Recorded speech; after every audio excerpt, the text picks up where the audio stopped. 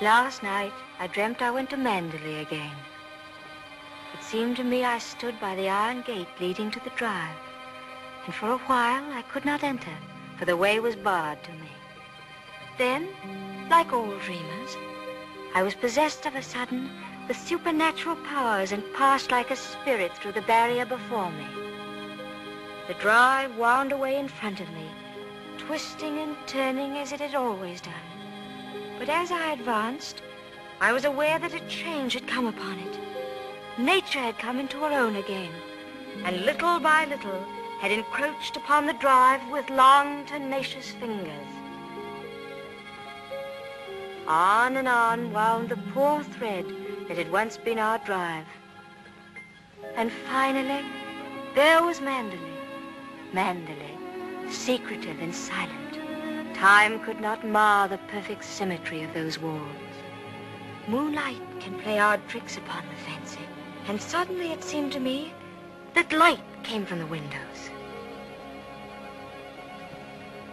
And then a cloud came upon the moon and hovered an instant like a dark hand before a face.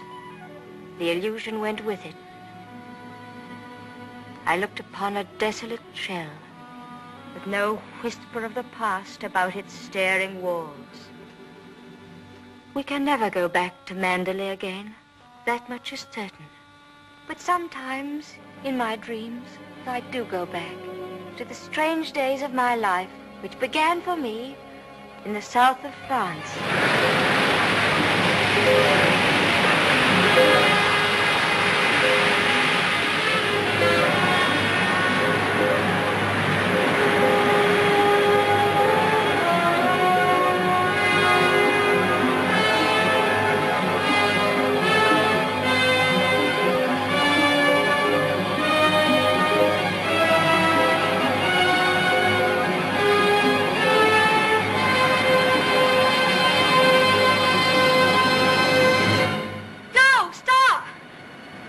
What the devil are you shouting about? Who are you? What are you staring at? I'm sorry, I didn't mean to stare, but I only thought... Oh, you did it. Well, what are you doing here? I was only walking. Well, get on with your walking. Don't hang about here screaming.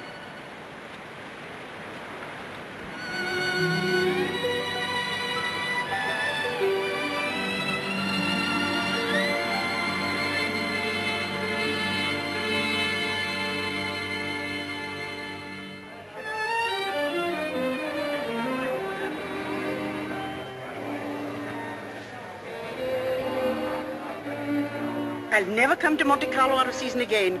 Not a single well-known personality in the hotel. Stone cold. Waiter, garçon, call him. Tell him to get me some... Why, it's Max de Winter. How do you do?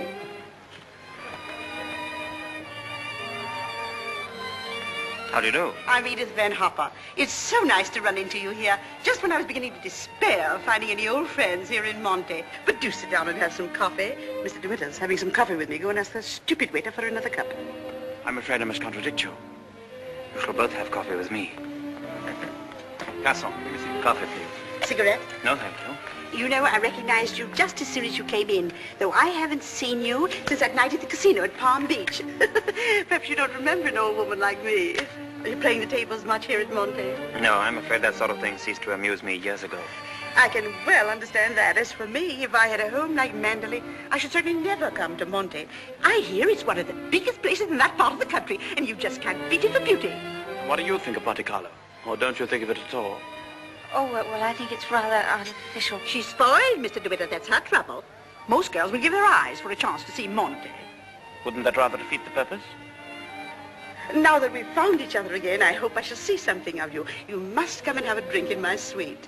I hope they've given you a good room. The place is empty, so if you're uncomfortable, mind you make a fuss. Your valet is unpacked for you, I suppose. I'm afraid I don't possess one. Perhaps you'd like to do it for me.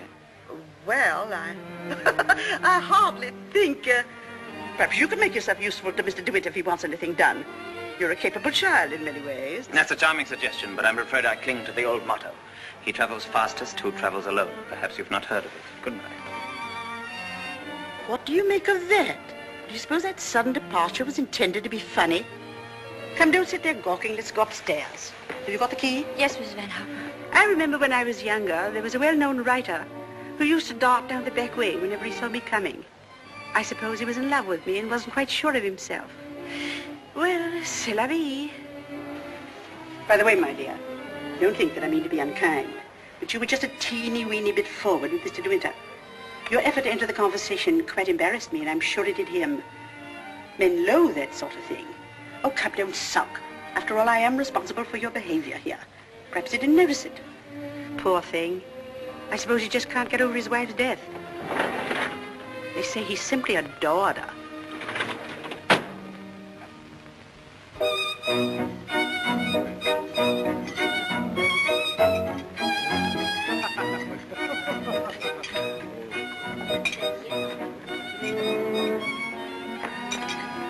Louis, prenez la commande.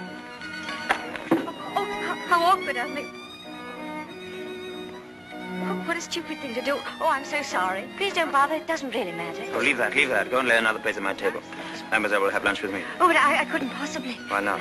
Oh, well, please don't be polite. It's very kind of you, but I'll be all right if they just change the cloth. I wasn't being polite. I should have asked you to have lunch with me even if we hadn't upset the vase so clumsily. Come along. We needn't talk to each other if we don't feel like it. Well, thank you very much.